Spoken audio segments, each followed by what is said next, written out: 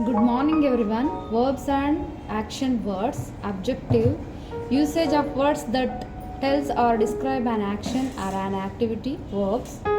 Words that describe the activity are usually called as verbs. Verb shows the action performed by a performer or things. The performer of the activity or activities are I, you, we, they, she, he, it. Speech engine. Lakshmi walks on the bridge. Verb ಅಂದರೆ ಕ್ರಿಯಾಪದ. ಇಲ್ಲಿ sentence ಏನಿದೆ, Lakshmi walks on the bridge. Walks ಅನ್ನೋದೇನಾಗುತ್ತೆ, verb ಆಗುತ್ತೆ. Tarun jumps over the wall. Jumps ಅನ್ನೋದು verb ಆಗುತ್ತೆ. We saw the movie. Saw ಏನಾಗುತ್ತೆ, verb ಆಗುತ್ತೆ. They went to the bank. Went verb ಆಗುತ್ತೆ. She watches the television. Watches verb ಆಗುತ್ತೆ. He rides the bike.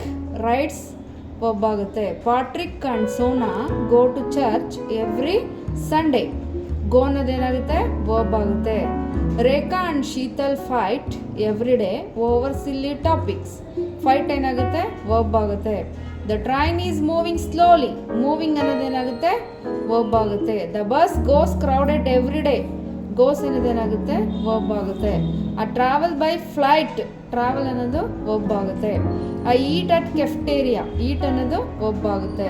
They go out every weekend. Go ಅನ್ನೋದು verb ಆಗುತ್ತೆ.